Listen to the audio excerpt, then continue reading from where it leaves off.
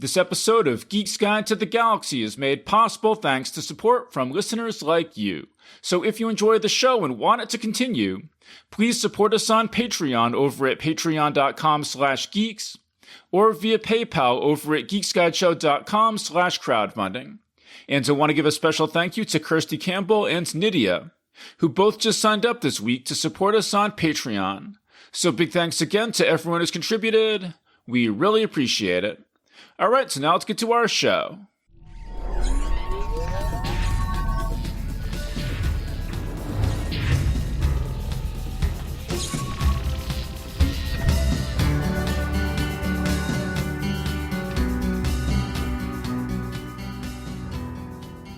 Hi, I'm David Barr Kirtley, author of the book Save Me Please and Other Stories, and welcome to episode 595 of Geek's Guide to the Galaxy.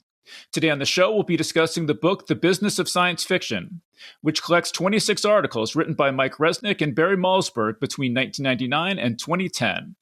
And I'm joined today by my good friend Tom Gerencer, making his 35th appearance on the show.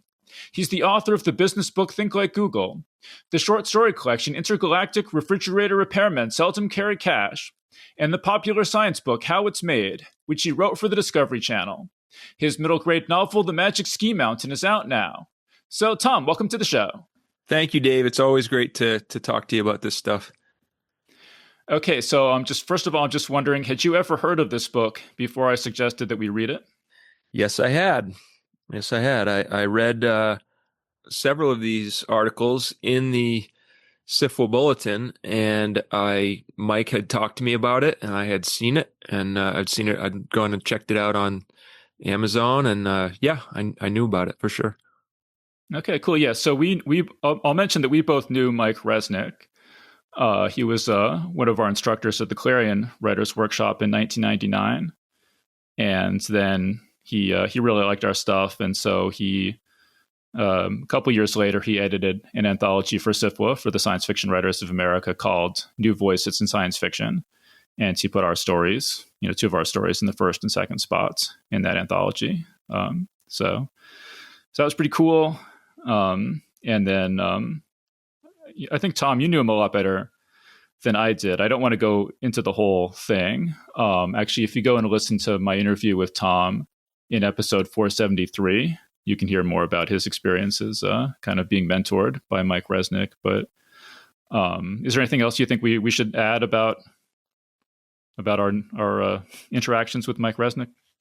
Just that he was very much my mentor, but he was also very much my friend. I really liked him, and reading this book made me sad in a lot of ways that he's gone, and that I can hear his voice is so characteristic and so full of life and optimism, and it makes me sad I was sad a lot listening to this. I listened to it on voice to text because it's the only way I'm going to get through a nearly 300-page book in a couple of weeks. But I was sad a lot listening to it. I was also, it made me kind of nostalgic, made me feel good. I had a lot of good memories about him, and it also made me sad for the missed opportunities of not taking more advantage of his mentorship, because he's so obviously brilliant and about everything to do with selling science fiction. I mean, if you had one person you'd want to learn how to sell science fiction from, it would be this guy. So I just feel a big sense of a missed opportunity there for me. Yeah, and so I guess I'll explain. So Mike died a few years ago. He died in 2020, and Barry died just this past December. So that's part of the reason I thought it might be fun to go back and read these articles, sort of take a trip down memory lane and remember these guys. I never met Barry Malzer. I might have met him in passing, but I didn't really know him, and I'm not too familiar with his work. So pretty much everything I know about him comes from reading these articles and from reading this book. And I guess I'll say I used to subscribe to the SIFWA Bulletin, and so the essays in this book were originally published as a column called the Resnick-Malzberg Dialogues. And that was always the only thing I read in the bulletin. But I really looked forward to those. And like after they stopped doing it, I kind of stopped reading the bulletin after that. That was really the main reason I ever was interested in it. But I don't know. Do you know anything about Barry Malzberg, or did you ever interact with him at all? I met him at a convention. Mike introduced me to him, and I met him online. Mike introduced me to him, emailed us with a joint email, and Barry had read one of my stories and told me it was brilliant, and he was a really nice guy. I got the sense from him. It's funny how when you're younger, you're kind of arrogant, or I don't know, I was. I just was like, who's this kind of old depressive guy? And I now like I went and read his Wikipedia page about him, and I was like, holy cow, what an idiot I was. This guy was so cool. He was like an accomplished violinist, and he was he was married, successfully married, for decades, and he had sold like 60 books or something like that, and he was just an incredibly impressive guy who seemed like he led a life that any writer would be envious of. But, however, he was sort of depressive, I guess. And we can talk about this later, but my favorite thing about this book is it's like a character study of these two and these two completely diametrically opposite personalities who both have a great sense of humor. It's so fun. Yeah, no, this is a really funny book in that way. And I definitely was arrogant when I was, 20 or whatever. And I would read the Syphil Bulletin, and I just assumed I was going to be bigger than Mike Resnick and Barry Malzberg times 10, Me so too. it's like, so it's like I would read Barry Malzberg. Oh, this guy's such a loser. Or like, who cares what he thinks? Nobody likes him, Right. And now I'm like, wow, I feel a kindred spirit with this guy. I wonder, now I'm a lot more interested in what he has to say. Yeah, that's the biggest takeaway for me here is that missed opportunity I was talking about is I just feel so sad that I was so arrogant that I didn't see these two people, especially, I mean, I saw Resnick as a mentor, but especially Malzberg, that I didn't say, oh, you guys like my stuff, like let's hang out, like let's talk more. I want to learn what you know. I want to like you said, kindred spirit. Like I want to just be your friend and get to know you and really pick your brain on all this stuff and hear about your life. And it just made me so sad reading this book and thinking like, why didn't I do that? But in terms of the contrast between these two guys, so at one point, Barry Malzberg says to Mike, he says, quote, "You're one of the 10 or 20 most successful living science fiction writers." So that's his take on Mike, which is true as far as I know. Mm-hmm. And this is his take on himself. He says, "My last advice to the would-be writer, study my career very carefully, with particular attention to be paid to my various essays on the markets and my own career management, internalize my characteristic approach and its apparent motivation, and then in every case, do the opposite." which is incredibly unfair to himself, but that is his attitude. It's funny, but he's incredibly unfair to himself. And Mike, throughout the book, keeps telling him, like, no, you're selling yourself short. You're a great writer and you have a great career. Like, don't do that to yourself. And yet there's a Malzberg quote here that I had to screenshot. "I have flushes of hope and universal acceptance, which persist for as long as 15 to 20 seconds. There's also, I tried to find the quote. I saw it recently, like when he died, but I couldn't manage to track it down before we recorded this. But he says something like, when I look back at my career, I can't see it as anything more than like a farce or a cruel joke or something like that. But even knowing how it turned out, I would do it all over again because, even this is better than going through life not knowing if I could have made it as a writer. And now for better or worse, I know, something like that. Well, good for him. Good for him. Yeah, he also, this is actually from an email that Mike sent to me. This is not Malzberg, this is Resnick. But here, let me pop this email open because it's really cool. And it really speaks to what you were just saying about, I couldn't have done anything else.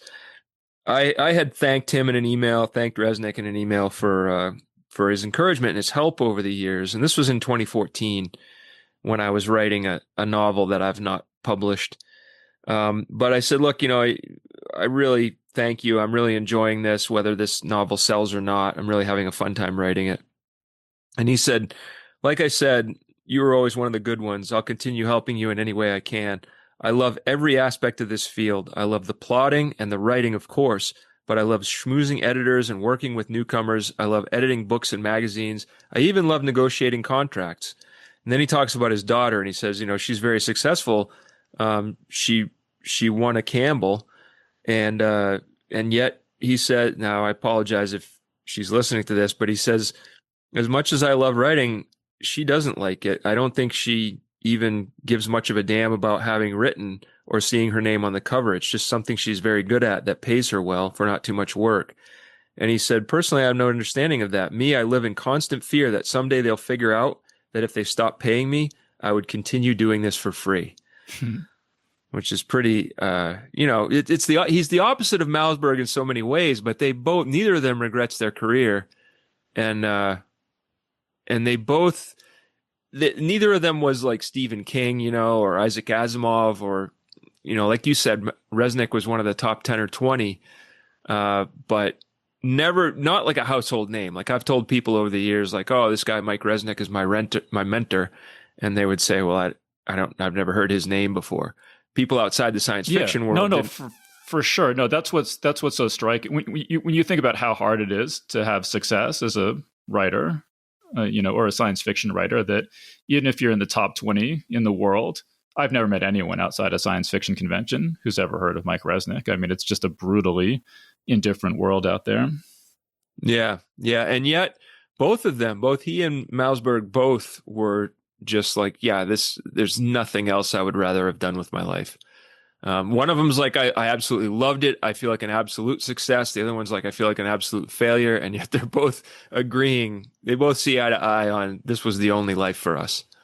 Yeah. And when you're reading about how much Mike loved schmoozing and negotiating contracts and stuff like that, I mean, the advice in this book about that is the best I've ever seen. I mean, I've read every book about how to write science fiction that's ever been published. And this book is unlike anything else I've ever read. Because every other book basically focuses on how to write, on the craft of writing, how to write beautiful sentences or tell a coherent story or, write interesting characters or whatever. And this book, as the title states, is about the business of science fiction. And it goes into more detail about that than any other resource I could even imagine. Yeah.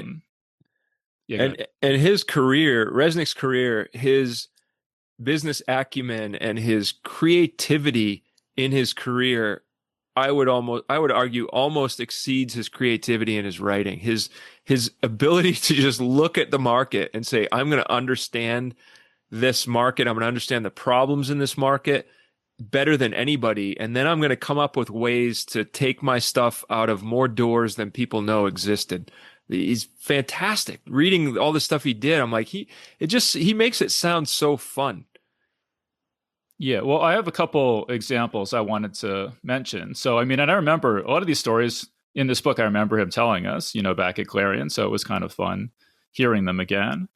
But so one of the stories he told was about how, when the Soviet Union broke up, that you had all these former Soviet countries who were starting to publish, English language science fiction for the first time. And people from these countries were coming to American science fiction conventions and trying to get material. And Mike says, most writers turned up their noses at these people because the amount of money they were offering was just a pittance. And Mike says, my strategy was the opposite. I gave them whatever they wanted because I figured, right now they don't have much of a science fiction publishing industry, but in 5 or 10 years they will. And the American authors who are known there are the ones who are going to, cash in at that point. And that all, worked out for him incredibly well. So that's the kind of just, business acumen that he had. And obviously, like this book, the essays are from 1999 to 2010, as I said. So a lot of the stuff is, out of date in the sense that you can't apply it right now.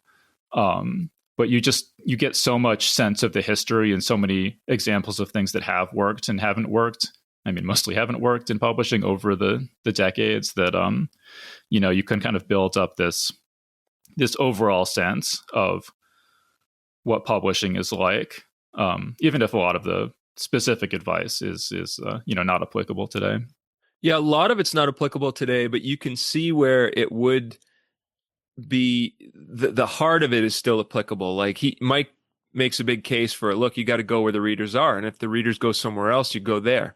And I would love to see what he would be doing today were he alive, because I'm sure he would be. There's a book called Future Shock that came out in the 70s. It was a New York Times bestseller, and it was the idea that you can travel to other countries and get culture shock, but we are all now suffering from something called future shock, which is every few years, an increasingly smaller and smaller interval, you wake up and you don't know where you are. You did none of the stuff that you use to get by every day works anymore.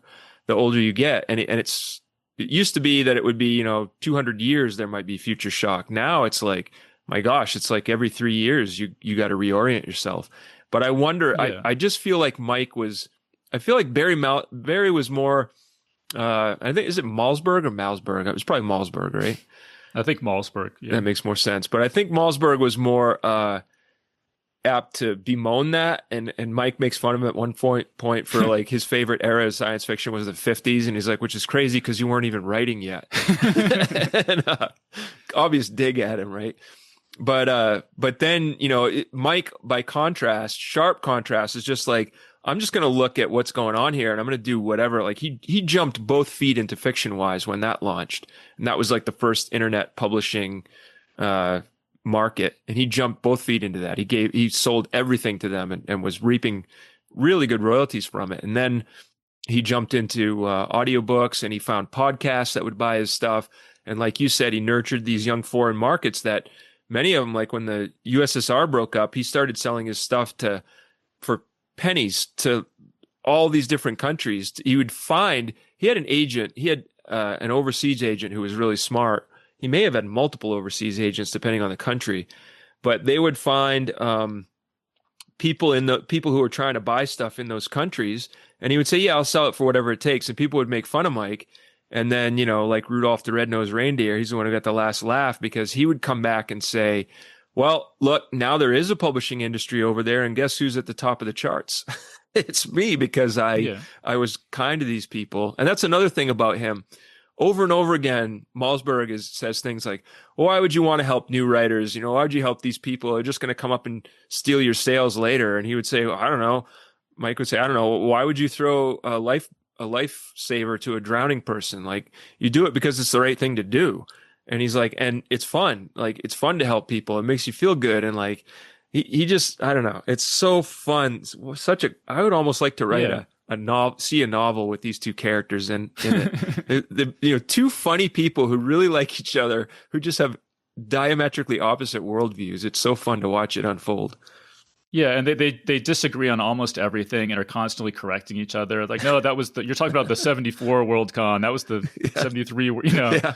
It's just nonstop like that. And these are, I assume they were emailing these things back, because the format is that Mike Resnick will introduce the topic and say a little bit about it, and then he'll pass it off to Barry Malzberg, and then they'll alternate. And so I assume they were emailing these things back and forth to each other. But there's a definite testiness, in a lot of the things where they're just really getting on each other's nerves, and it's really funny. It's really funny. It's a lot like it reminds me of a phrase that I heard used to describe Roger Zelazny, which is that I can't remember what writer said it, but he said, I just love the easy effrontery in Zelazny's work. And it's that thing of like, yes, we're enemies. Yes, we're mortal enemies, but we know enough to be civil and good natured to each other. Like, I love that. It comes across in here very much so, where you see these guys who are just like disagree on almost everything. Here's a quote from Mike in the book. Barry, you make me feel old and tired. We see a glass that's filled halfway to the rim. I say it's half full. You want to know who pissed in it.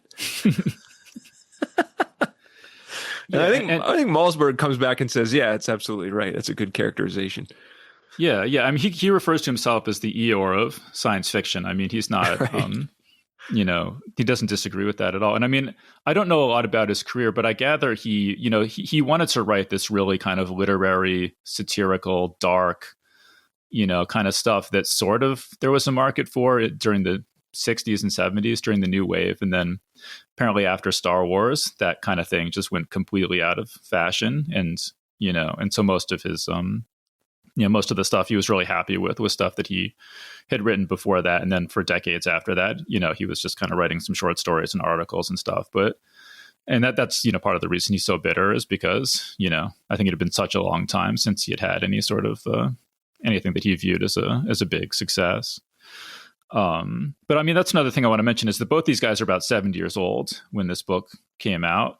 So they have a lot of experience in the field. I mean, yeah, like you couldn't pick. And Barry had worked for a literary agency. I mean, they had all done like work for hire, like nonfiction, like any kind of writing you could imagine that touches on science fiction at all. Like they just knew inside and out, screenwriting and everything. Mike had edited books on like how to write a novel proposal for a publisher and just like anything like that you could imagine, like these guys are an authority on.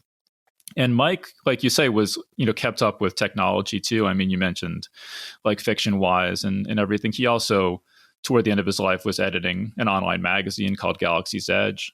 Yeah. So I mean, he never like fell behind the trends in any way.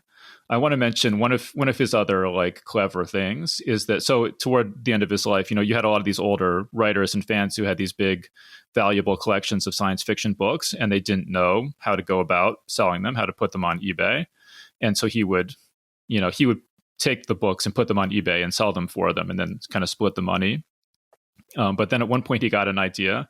Oh, how about I'll just put an ad for all my stories in with every every order I fulfill, So with every order he fulfilled, he would put in a little thing saying, hey, award-winning Mike Resnick story is available on fictionwise.com right now. Like that's the kind of just sort of, hustle that he had. The other one on my list here that I wanted to mention is, he said that not that many people used to come to his readings at conventions when, he would read a short story. This is a thing at conventions where they'll give you an opportunity to read one of your short stories in front of an audience, and it's usually like 3 people. And 2 of them are people that came with you who are your friends or whatever. But he said, so one time he gave a reading and then, he had the printout of his story and he just threw it in the trash as he was on his way out the door.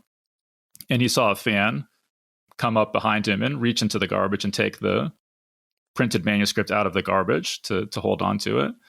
And Mike was like, wow, I never realized anyone would want this. It's just a printout of the story, but he realized, it's like the story that I read at a convention is a one of a kind collector's item for a lot of people, so he would at every convention or at every reading rather, he would sign the manuscript and then kind of at random pick someone in the audience to give it out to. And he said, people really responded to that. And then his readings were just full after that because there were enough people who wanted this sort of one of a kind collector's item. So just, he was just really savvy about all that stuff. He was brilliant. And I almost wonder if he wasn't, he was so creative in his career. And I love that email I read just shows it. He loved writing. He would email me sometimes. I would wake up in the morning and I'd look at my email, I'd check my email, and there'd be an email from Mike there, and he'd be like, "Okay, it's 3:30 in the morning, and I've been writing and emailing people, and writing, working on this novel since all day since I woke up yesterday. It's like, it's time for me to go to bed."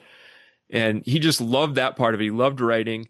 He loved that whole business around writing, and he loved figuring out things that people didn't know. And then he loved helping people. He loved showing people like, look what I learned and look what I'm doing. And create such a creative life. It was crazy. And I almost wonder if he wasn't more into it's not true because he wrote award-winning stories, so many award-winning stories, and he was such a good writer. But I almost wonder if he didn't, in some ways, enjoy the creative side of it even more than the writing, and the selling side of it even more than the writing, because I don't know if this is true, but I read on Wikipedia just a little while, a few days ago, that he was that his wife did a lot of his writing, which I don't remember him ever saying that, but he did say Well, in I remember. I can tell you what I remember is the. I mean, this is how I remember it. And again, this is like 25 years ago, so this might not be 100% accurate. But I thought that he said that he would basically like wake up at noon or something, write until the wee hours of the morning, go to sleep, and like leave all the pages he had written for his wife, and then his wife would wake up at a normal time, and she would like go through them and make editorial, you know, suggestions and things like that, in the Yep. margins. And then when he woke up, then he would look over all of her suggestions and then incorporate those into the draft. And then that was kind of the cycle each day, so that they had a very collaborative relationship between the two of them. That's the way I remember it as well. And that's when I was going through our old emails this morning. I was going through some of our old emails, and he said that he's like, I'm going to bed. It's 3:15 in the morning, and I'm hitting the hay right now. And he's like, Carol is going to come back with a bunch of comments on this draft, and she's going to tell me a bunch of. And he listed all these different things that she was going to suggest that he put in, and he goes, and then I'll go and I'll add those in, and then I'll go and write some fresh stuff. So I think that was very much his process. It's just his Wikipedia page says that she did a lot of his writing, which I don't know who wrote that Wikipedia page, but I don't know if that's, that might be something that's kind of apocryphal that somebody threw in there. That she like wrote some of his stories for him or something? No, it says if we could go to his Wikipedia page if you want, but it says in there that she did a lot of his writing. And I read that and I was like, I don't know that that's true, but because, it's Wikipedia. I don't know. But yeah, so like I said, the sections in this book about like schmoozing or conventions or professionalism, all that stuff is just absolutely top notch stuff you can't get anywhere else. And yeah, and there's just something like there's something so fascinating, I think, just in general about hearing people talk who just know everything about a particular topic, even if it's not something you're particularly interested in. Like I used to really like listening to car talk on NPR, even though I don't have any interest in cars whatsoever. But just when there's like that level of knowledge, it's just fascinating to hear people talk about it. And so that's what this is. It's like car talk for science fiction publishing. And it's like, it's also, and also the fact that these guys are 70 years old, like they're not afraid of anything, they're either established in their career in Mike's case or have nothing to lose in Barry's case, and are just like brutally honest about everything. And there's all this like gossip and stuff like that. And so this was one that stuck out to me from Barry. He says, several of our household names, writers whom I will not dishonor by identifying here, made pocket careers in their failing decades by signing contracts and taking advances for work that they not only did not deliver, but knew they would not deliver, proposals which in many cases were sold in identical format to multiple publishers. And even covering science fiction as a podcaster for 15 years and being a writer and everything, that was news to me. I did not know about that. And if that's not clear to people outside the biz, like basically when you sell a novel, they pay you a certain amount up front, and then you get the rest of it when you deliver the finished manuscript. So these are authors who were toward the ends of their lives and just wanted the money, and so they were selling this. They were promising basically that they would write the same book for multiple publishers and collecting all the money, knowing that they would die before having to actually turn in the manuscripts. So. And then Resnick came back to that and said, that's absolutely reprehensible. You should never do that. Don't encourage anyone. Don't act like this is a good thing. And then Barry would come back and say, well, you're right, but he would have some other thing to say. But it's funny because reading things like that and reading, Barry was very much Malzberg. I shouldn't call him Barry because we weren't that close. I met him once and then emailed him a couple times, but Malzberg, it's just easier to say than Malzberg. Malzberg was very much the Eeyore of science fiction. Like he paints himself several times in the book. And I was struck by Resnick. You remember at Clarion when everybody kind of thought Resnick was this ogre and that he was like this really like kind of, I don't know, scary personality who was really opinionated and egotistical. Do you remember that was kind of like the impression that the class had of him? I remember that very clearly, yeah. Okay. Well, not my experience at all, right? Because the minute I Well, had let me just tell one anecdote to illustrate where something like that might have come from, right? So at Clarion, I wrote a story called The Black Bird, and so it's like the format of the workshop is that you go around in a circle and everybody in the class says what they think, and the author has to just remain silent. And so like about a third of the class really liked it, and a third thought it was okay, and a third hated it, basically. And so it comes. Oh, and then Mike Resnick goes before I do, and Mike Resnick sort of like waves his hands at all the people who didn't like the story, and he's like, "Don't listen to these people; they're all idiots." That's how I remember it. Maybe that's not exactly what he said, but no, that was that's definitely what happened. That's what happened.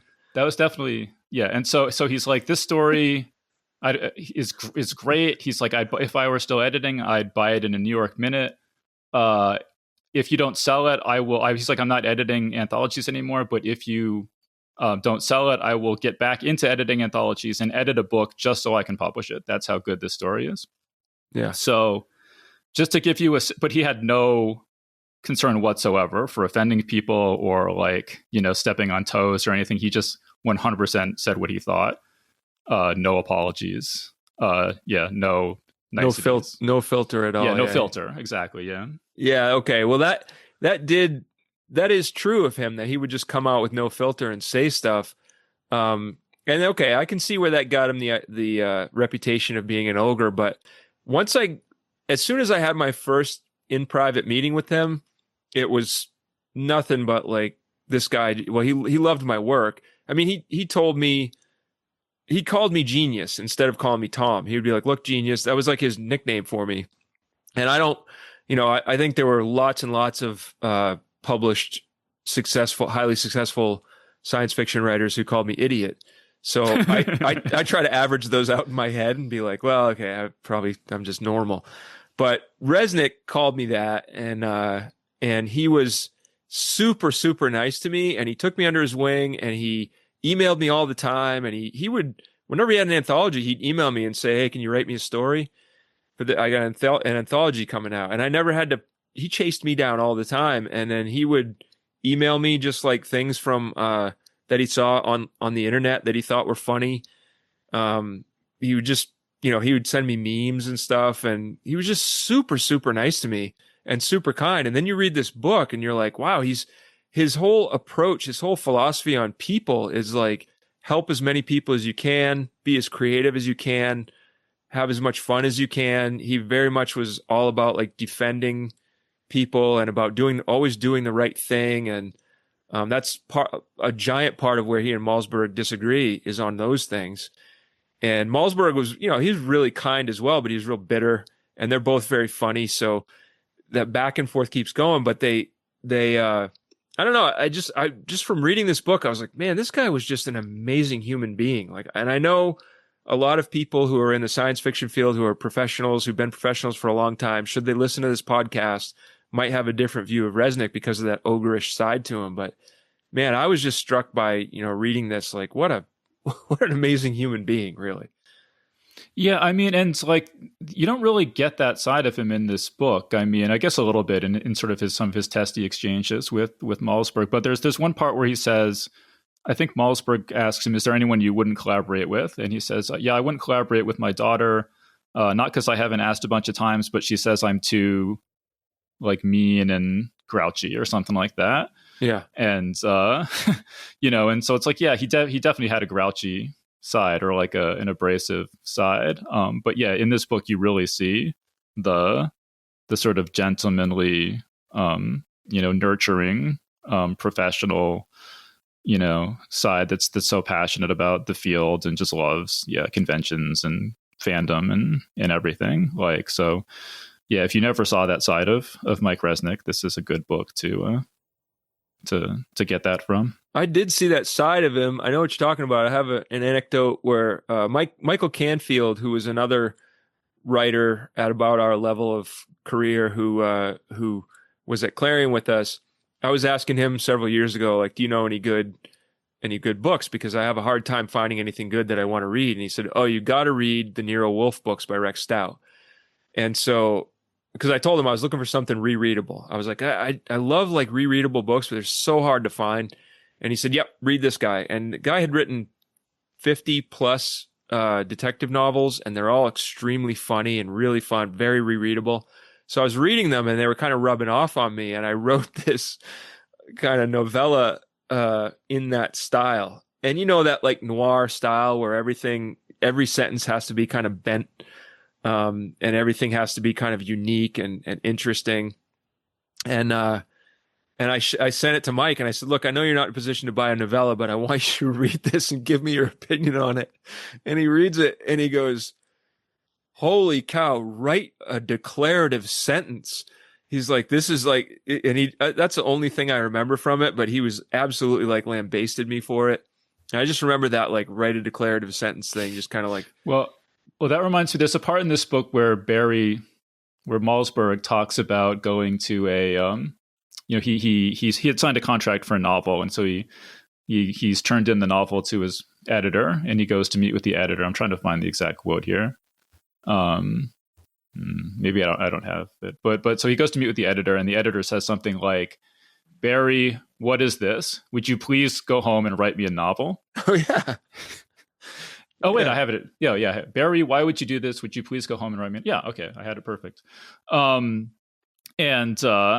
that's a novel that subsequently got published. And he said it was okay. It was one of my sort of average novels. It wasn't terrible, but yeah, he said actually that that angered him so much that he went home and quickly, I mean, like in a month or two, I think, wrote another novel for this editor to fulfill the contract that he ended up thinking was his best or second best science fiction novel. So that was kind of an interesting story.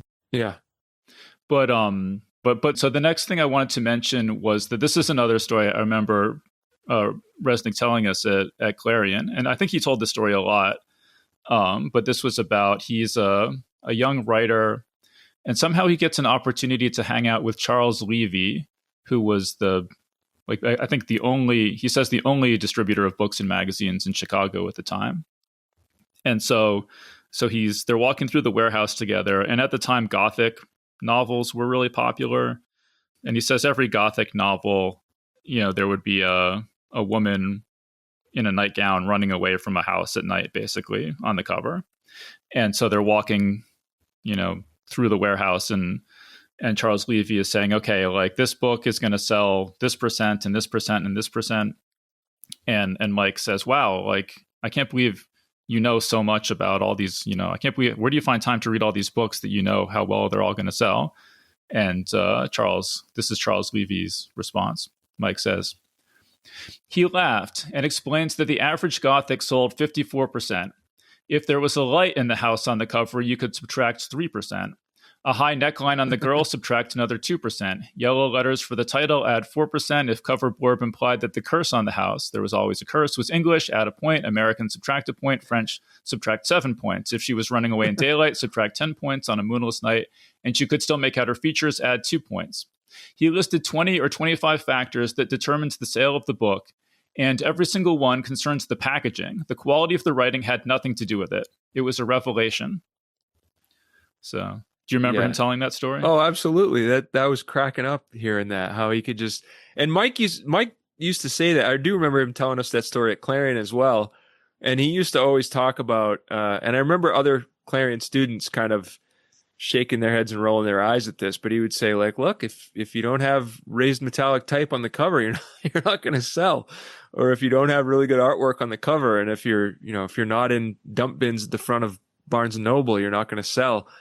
And it would really rankle a lot of young writers, because they would say, well, no, my writing is going to sell based on its merits, based on that it's good writing. And he was sort of jaded, I guess, but not really jaded. He was very optimistic, and he just had a very deep understanding of what actually made things sell. And as sad as it is, yes, he would never say, well, don't bother writing good stuff, because what really matters is the cover art. But he was smart enough to know, yes, you absolutely have to write good stuff, but this other stuff matters as well. To the point where he said, look, as a young writer, based on that cover thing, he would give out advice to young writers that to me was so incredibly valuable, where he would say, and he says this in this book, look, if you think, hey, I'm a young writer and I'm going to come into the field and I just want to get my stuff in print. So if the publisher comes back to me and says, hey, we're going to give you a $1,700 advance, you're going to jump at it because you're going to say, oh, I'm a young writer. I need my name in print and I don't really care about the money. I just want to get my name in print. Well, if what you really want is to get your name in print, then you owe it to yourself to tell the publisher, absolutely not. I will not sell this manuscript for less than 10 times that amount. 17,000 instead of 1,700. And why? Because if the publisher has shelled out 1,700 on a book, then they know that all they have to do is print 150 copies of it, put them around on bookstores, sell some of them, earn back a little bit more than he paid out to you, slash everything down to remainder, sell the book for $1 a copy, make a bunch more money that he doesn't have to give you any of, and then he's made out on the deal. And he's in a hurry. He's got like hundreds of other writers that he wants to publish their books. But if you come back to him and if he has faith in your book and you come back to him and say, no, you got to do this for $17,000, then he's like, oh my gosh, now I got to print 1,500 copies of this or 3,000 copies of this in order to make back what I'm shelling out on it. And then I got to push it, I got to market it, and I got to do all this other stuff. So yes, he had this very jaded kind of mindset, but the very jaded mindset just came out of reality. And then he turned that around to use that to very optimistically figure out how to sell his stuff the best way. And then he gladly shared that with young writers. Anybody who was willing to listen to him, he'd be like, look, do it this way. But this is, I mean, a stupendously depressing book to read. At least I found it so. I mean, like the level of just how hard it is to make any money as a writer and how easily your career can just end through no fault of your own. And the mistreatment by publishers. I mean, like we mentioned, that these authors would sign contracts that they for books they knew they were never going to actually write. So I mean, there was some misbehavior on the part of authors, but that pales to nothing in comparison to the misbehavior on the part of publishers that gets chronicled in this book. So just to pick a random example, apparently at the time, maybe still, it was just industry standard to hold on to monies owed to authors for 4 or 5 months because publishers had figured out that it takes 4 or 5 months to get a lawsuit through the legal system. And so if you wait 4 or 5 months and then pay authors, they're not going to bother suing you. If you waited longer, it might be worth the trouble to sue you, but for 4 or 5 months, they're not going to sue you. And so it was apparently just industry standard, again, maybe still is, to just hold on to money for months and, get basically a free loan from all your authors. And I mean, it just goes on and on in this book, like with things like that. I mean, many, far worse than. And Malzberg tells a story about that where he says, there was this one, I was at a convention. He said one of the couple of conventions I went to, because there's another way that they're opposite is there's such great characters. Like Resnick would go to like every single big convention he could. He knew which conventions he was going to make money at and do business at. He knew which conventions weren't worth his time. He would go to those conventions. He would go to like so many conventions every year. He was all about it. He would plan out everyone he was going to meet with a week and, for the entire week, all in advance. So he had like just business meeting after business meeting lined up, boom, boom, boom for the entire week. Yeah.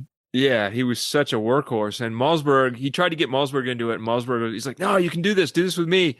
And Malzberg tried it a couple of times. And I was like, it was just a waste of my time. And like a bunch of people who didn't know who I was. And it was depressing. And Mike would be like, oh, I'm sorry. But so, there was a story I was going to tell. Oh, so Malzberg goes to this one of the few conventions he goes to. And he meets with this editor, and he's like, "Hey, look, I just want to thank you because you sent me that. I know it's standard practice. It's in the contract that on acceptance you pay, and so I should have had the check in my hand the day that you said yes. But I understand that's not really the way it happens. And I have to say, you sent me a check. It was 5 weeks after we signed the contract, and I understand versus the language in the contract, that's not great, but." That is by far the fastest I've ever been paid in my life. And I just want to say, like, I really respect you for that. And the editor's face turned red, bright red. And he goes, he got really angry and he's like, I'm going to go talk to my accountant, at my accounts payable person, my bookkeeper, and say like, this is absolutely unacceptable. You cannot be paying people that fast. I'm going to go broke. So that's a testament to what you're saying there. Yeah. Well, there's also a story Malzberg tells where, his agent, there was some bad clause in a contract and his agent missed it. And so he basically like didn't get paid any money for this book because of the way the contract was worded. So it's just like all this stuff like, oh my God, this is so depressing. I was really thinking like, if you have a kid who wants to be a writer and you don't want them to be a writer, just give them a copy of this book for Christmas. Like, if this doesn't discourage them, nothing will. Nothing will. Although Resnick, I gotta say, if you are worried that it might be too depressing for you, Malzberg lays out the reasons why it's depressing. Resnick largely agrees with him on the reasons, but then he says, but you can do it this way. And this is the way it works. Like Malzberg is like, oh, you can't even make, like, look at it. You get an advance. If you're, a good writer, you get an advance that's like $15,000 and you're going to maybe be able to write 2 books in a year and you just can't make a living on that. And Resnick is like, yeah, you're absolutely right. You're going to get 2 advances of $15,000 a year. If you're a decent writer, if you're better than decent, you can get a considerably larger advance. And then you take that and you go, and for every dollar you make in the United States, you can make another dollar overseas somewhere. So he's like, so now you're like doubling that. Now you're making, for like just a passable writer, you're making at least $60,000 a year. And then there's reprint rights and he goes and lists all these other avenues he takes things out of. He's like, before you know it, you're making 6 figures and it's not that hard. Now he says it's not that hard. I would look at that and say, I don't know how the heck this guy found the energy to do all that business and all that writing, and to master all this stuff the way he did. I think he was a very special person. But you're right, it is depressing, but I think Resnick keeps injecting it. It's basically Eeyore versus Tigger. I thought about it at first. I was like, well, if Malzberg is Eeyore, then is Resnick Winnie the Pooh? And I was like, no, he's absolutely not Winnie the Pooh. He's more like Tigger. He's like, the wonderful thing about Resnick is Resnick's the wonderful thing. He's like bouncing around like, I can do anything. This is so great. I'm having so much fun. And then you kind of get enthusiastic listening to him, but then you're like, well, wait a minute. I don't think I bounce. I don't have a spring in my tail like this guy. I mean, I sort of do, but not to the level he did. He was a different sort of individual who just looked at every situation, figured out why it was depressing, and then moved forward from there and found a way to beat it. So this is one of my favorite quotes I wanted to read. So this is absolutely hysterical. This is his experience writing a Battlestar Galactica novelization. This is for the original series from the early 80s, I guess, not the one from 2003. He says, I did a Battlestar Galactica novelization back in 1980. To this day, I have never seen an episode of the show. I hope to go to my grave without ever learning what a Cylon is. And based on the script I was given, I can't imagine why the show lasted all the way to the first commercial break of the first episode without being canceled. There were more science errors, English errors, and plot errors than you would think anyone could possibly put into a 65-page teleplay. I wrote the book in 4 days on the reasonable assumption that if I took any longer, my brain would turn to porridge and run out of my ears. A week later, I had so thoroughly put the whole thing out of my mind that I couldn't have told you a single incident that was in the book. I knew readers would hate it as much as I did, and that would be the end of my career as a science fiction writer. Sigh. Of course, it became my best-selling book. I love that. Yeah, I vividly remember that, and I absolutely love that. That's fantastic. Yeah, you can just hear his voice. His voice is the same in his books too, in his writing. He just has such a great way of telling a story. There was something else about that too that jogged a memory. It's gone now, but I wanted to read this one quote from Malzberg where he talks about how he was put on a Nebula final ballot, and he said the Nebulas were in New York. And he's from New York. He lived in New York City. And then I was on the final ballot. Nebulas were in New York, but Doubleday was too cheap or uninformed to pay for a banquet ticket, and I had no disposition to spend $50 to eat bad food and lose. I can do that at considerably less expense every day of the week.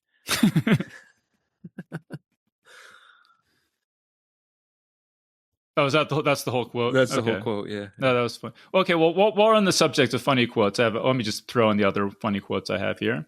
So this is Resnick talking about an agent that he fired. He says, when she tried to sell a sequel to Birthright, the Book of Man, a novel in which I had killed off the entire human race, without first asking me if I could write it, I decided it was a good time to part company. And then this one I like too. So he says to Barry, as you'll recall, we'd each been invited to a shared world anthology.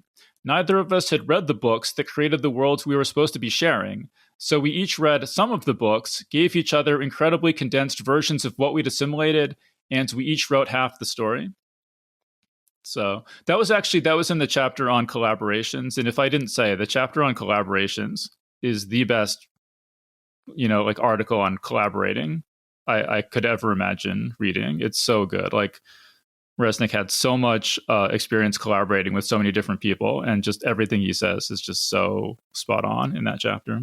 Yeah, his advice there was really cool, and it's another part of the book that made me really envy him. His lifestyle is that he was just like, hey, look, I like science fiction writers, I like established science fiction writers, I like new science fiction writers.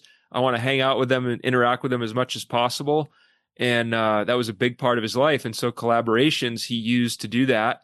He used to interact with people. He would sometimes there'd be a collaboration based on, he's like, there's one reason to do a collaboration is because you are a brand new science fiction writer, you're a brand new writer, and there's somebody who has a name, and you can say, well, I want to, trade on your name. I want to use your name to kind of write a story that sells.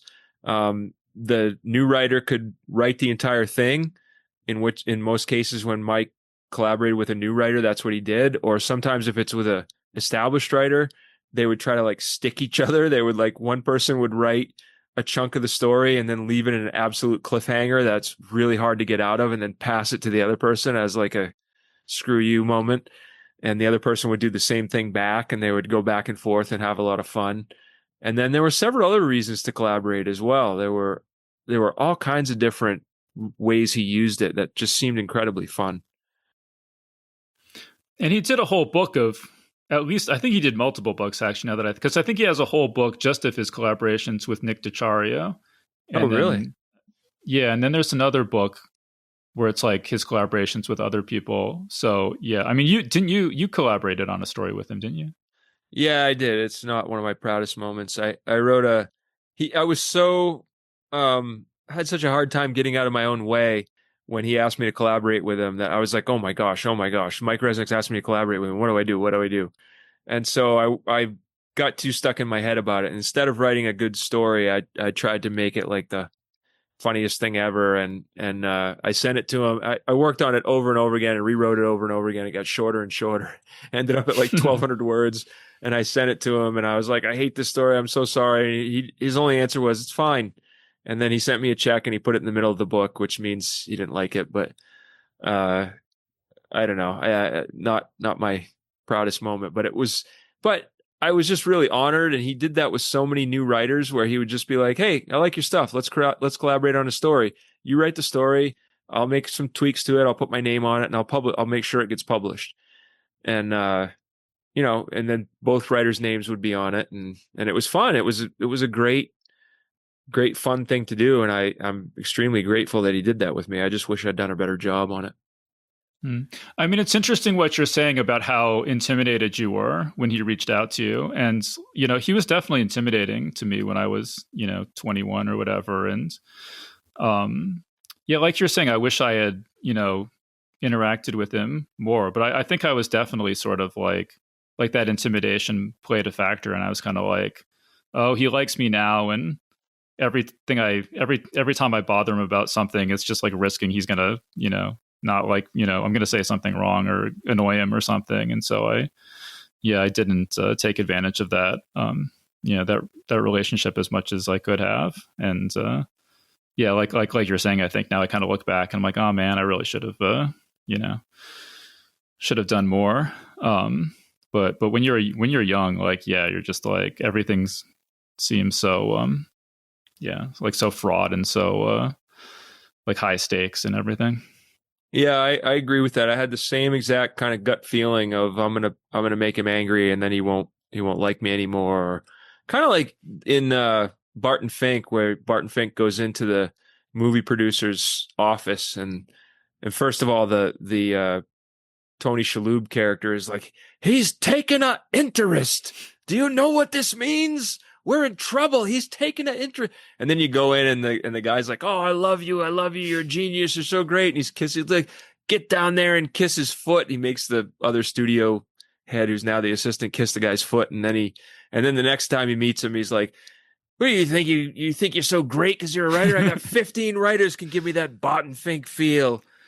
And that's kind of the fear that I don't think he was really like that, but I had that kind of fear that that's what he was going to do, that he was going to flip on me and be like, you suck, which he never did. Even when I would send him stories he didn't like, he'd say, nah, I don't like this one. And then he never stopped calling me a genius and never stopped asking me for stories. I mean, he was publishing your stuff in Galaxy's Edge, wasn't he? Yeah.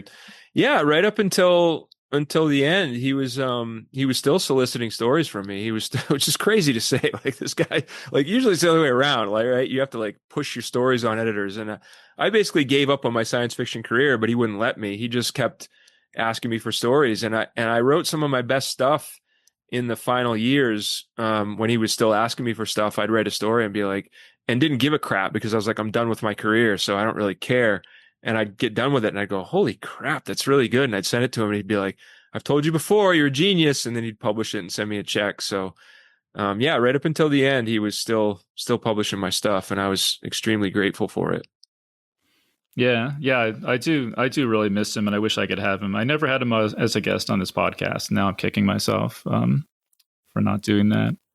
Yeah, he would have been, like I said, he would have been a fantastic podcaster, fantastic podcast guest, and just a fount of wisdom, fount of knowledge. Brilliant guy. And Malzberg too. I same thing there. You know, you read this book and you come away just thinking how experienced and wise these two people are. Yeah, well, like I was saying earlier, I mean, yeah, when I was 21 or whatever, I was like, oh, Malzberg, he doesn't seem like an author whose career I want to emulate, you know, by his own account. But now, like, I'm rereading these essays, I'm like, man, this guy's really interesting, you know, and he has a bunch of collections of his own essays. And now I'm like, man, I really want to, maybe I should read those. I mean, you know, like, now that I'm old and bitter and know how little virtue is rewarded in this life and everything, now I'm like, oh, maybe this Malzberg guy had more to say. Maybe I should check him out. So I think I probably will go read some of his essay collections. There was a quote I wanted to read, and this speaks to the speaks to how writers are treated, or were treated, or probably still are treated.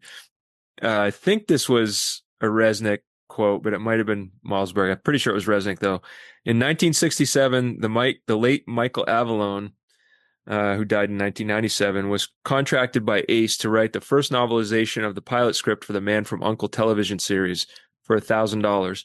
The series was went to the top of the charts for the first season, and Avallone's novel had sold well over 1 million copies. So this is the guy who remember, he was paid $1,000 for this. Avallone was approached for another novel, but said instead, I wrote you people a bestseller. I want a bonus, and I want a lot more money. It's a bestseller. Donald Walheim told me that he had transmitted this request to A.A. Wynn, the publisher. Wynn's response had been prefaced with and ended by 2 different obscenities. In the middle, he said, any hack could have written that book and sold 1 million copies. I'm not giving him a dime. Get me another hack. I mean, seriously, you couldn't give him 2,000? I don't know. Yeah. Crazy. Well, here's another Donald Walheim story. So this is Barry Malzberg says, I'm reminded of something Donald A. Walheim once told me long ago, a story which had been passed on to him by a friend who worked at a vanity press. Said vanity press had been sued for fraud, and a civil trial had awarded substantial damages to the aggrieved plaintiff/author. That result had been announced in a rather extended story in the New York Times. 2 days later, the manuscript of a novel was received by the vanity publisher with a cover letter which began, quote, I just read all about you in the paper. I hope you like my work. So yeah, I mean, this is a really funny book, you know, like very darkly comic way of just, you know, the foibles of humans and particularly writers. And yeah, like Yeah, here's another one. In the last year of his life, Phil Dick was offered forty oh god, thousand yeah. dollars to novelize Blade Runner. I already have, he explained in refusal, and it is called "Do Androids Dream of Electric Sheep?"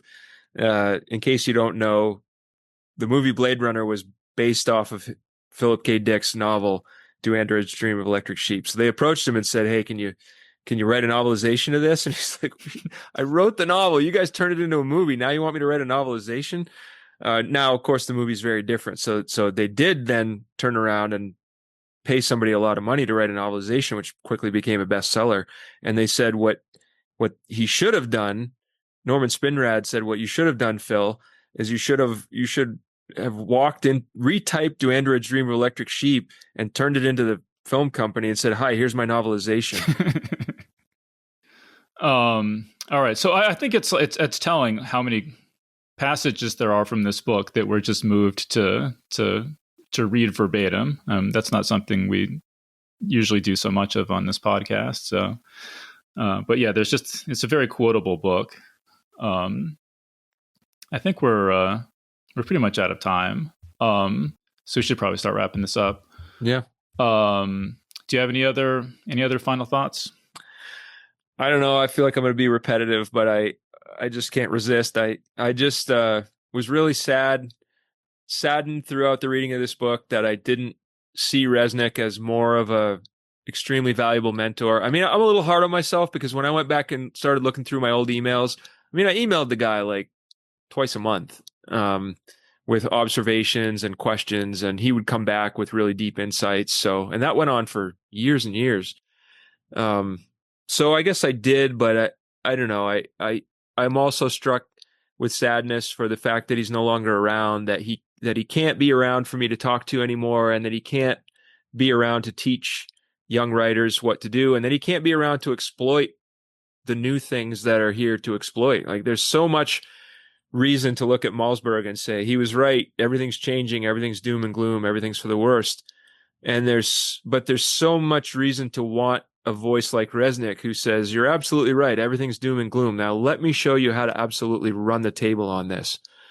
And I wish he was around for all of those reasons still.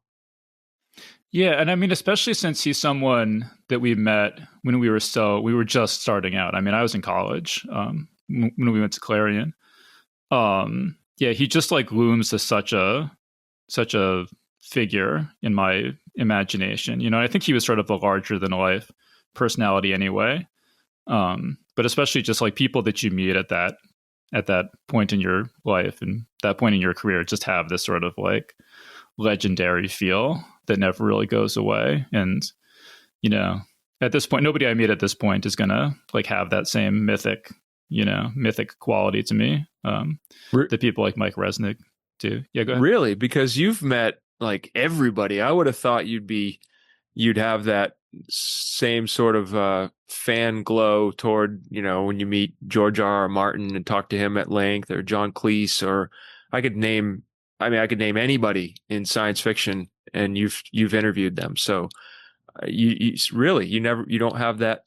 Well, but those are also people, whose work I encountered, or, when I was young, Gotcha. It's like just when you meet, just someone whose work, or anyone you encounter for the first time when you're 47, it's just not going to have that same like mythical aura of somebody whose work you grew up with, or who you met when you were young and formative, at a formative age and stuff like that. Yeah, that makes total sense. I get it. So yeah, but so I'm just saying, yeah, like Mike Resnick is definitely someone who just looms large in my imagination, and I'm glad I got to meet him, and I regret not spending more time talking to him, but I'm glad I got to meet him for sure, and I know you feel the same way. Oh, absolutely. He made a deep impact on my life, even though I never really had a career that he would have pointed to and said, "Now there's a good career in science fiction." I think I'm incredibly grateful to him. He really unlocked a lot of the ability to take joy in writing. That he's probably a big part of the reason I'm still writing, as are you. that, I'm not writing because I'm making piles of money, because I'm not, but I really enjoy it. I enjoy the small chunk of time every day that I get to sit down and write some fiction that my boys will then read. And I lay a lot of that at his feet. He just is so inspiring. He inspires other areas of my life too. So yeah, absolutely grateful to have known him. Yeah, and reading, as I said, reading this book definitely made me curious about Barry Malzberg. So I think I will go check out some of his work now too. And me too. Yeah, because I really enjoyed reading this book. I mean, like I said, I loved reading the Resnick Malzberg dialogues. So I expected to enjoy the book, but I actually enjoyed it a lot more than I thought I was going to. Because like you say, like just these characters, like just Resnick and Malzberg as characters, or just have such a funny dynamic together. They're almost like an old like married couple, like a what do you call it, like a bickering married couple or something like that. It's just like a funny. It's just fun to spend time with them, and they just know so much. And it's just such a loss. I mean, I feel the same. I knew David Hartwell really well, he was a science fiction, a famous science fiction editor.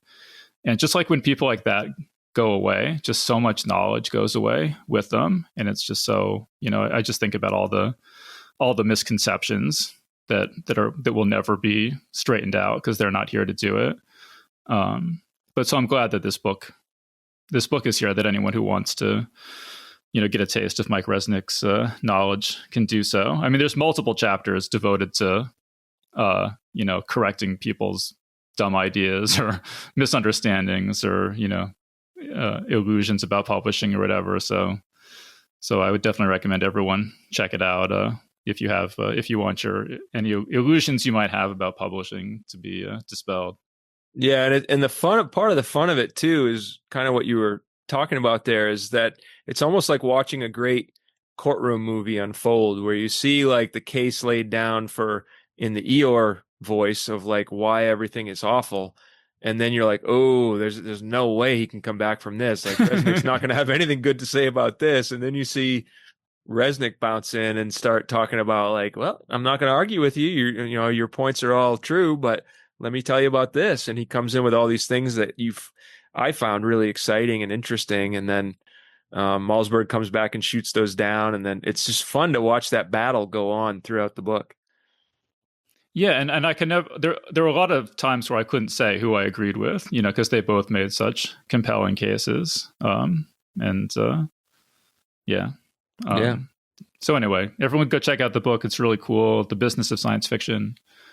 So let's wrap things up there. So again, we've been speaking with Tom Gerencer. The book, one more time, is called The Business of Science Fiction by Mike Resnick and Barry Malzberg. So Tom, thank you so much for joining us. Thanks, Dave. That was a lot of fun. And that was our interview. So big thanks again to Tom Gerencer for joining us on the show. Geek's Guide to the Galaxy is made possible thanks to support from listeners like you. So if you enjoyed the show and want it to continue, please support us on Patreon over at patreon.com/geeks or via PayPal over at geeksguideshow.com/crowdfunding. All right, so that was our show. So thanks everyone for listening, and we'll see you next time.